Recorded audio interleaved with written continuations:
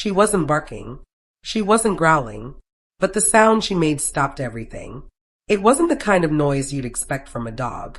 It was soft, low, and strangely human, like a quiet cry. Not loud, not desperate, just broken. In that moment, it was clear this wasn't just another rescue. This dog had been through something deeper, something that still echoed inside her. They found her on the street, alone and trembling. Her fur was dirty and patchy, her ribs clearly visible through her thin frame. She had just given birth. Her body still showed the signs, but there were no puppies with her. Whoever had used her for breeding had taken what they wanted, then discarded her, left her to survive on her own. At the shelter, she made that same haunting sound again. Not a bark, not a whimper, just pain. Someone knelt beside her, unsure of what she'd do. A hand gently rested on her back. She froze at first, then leaned in. Slowly, carefully, like it was the first time a human hand hadn't hurt her. That small movement said everything. She didn't have words, but that lean meant trust. And that trust meant she couldn't stay at the shelter. She had to come home. When they brought her to the house, she stayed quiet. No pacing, no whining, no excitement.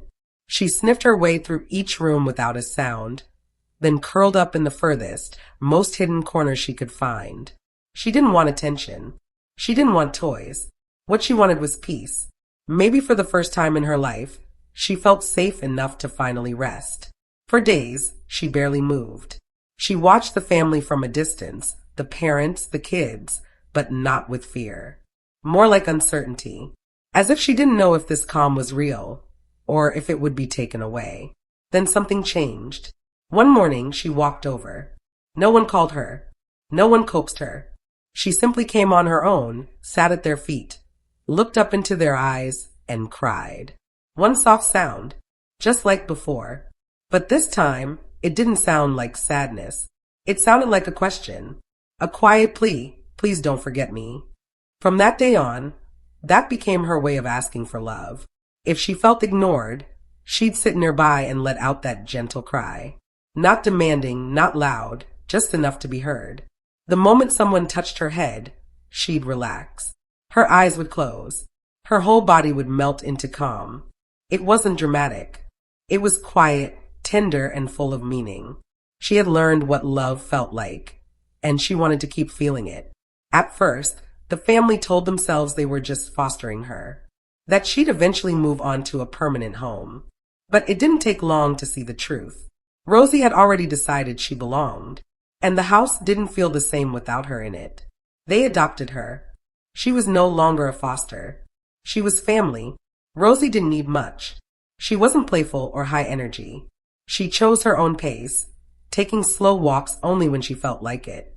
When she came back inside, she headed straight to bed. Sometimes they'd catch her dreaming, her paws twitching, her breath light. No one knew if she was remembering the past or simply resting in peace for the first time in her life. Over time, Rosie became the quiet heart of the house. She still let out those tiny cries for attention, but now they were part of her charm. The family jokingly called her their drama queen. And yes, they fell for it every time. A soft sound, a gentle nudge. That's all she needed. She followed them from room to room, never far behind. She laid at their feet, always calm, always watching. And somehow, she always seemed to know when someone needed comfort. Without words, without any grand gesture, she was just there. Rosie's story isn't only about being rescued. It's about healing. It's about what happens when patience meets pain and love replaces fear. She didn't just survive, she found peace. And in return, she gave something deep and quiet back. Trust. There are dogs like Rosie everywhere. Waiting, hoping. All they need is someone to listen. Someone to kneel down, offer a hand, and say you're safe now.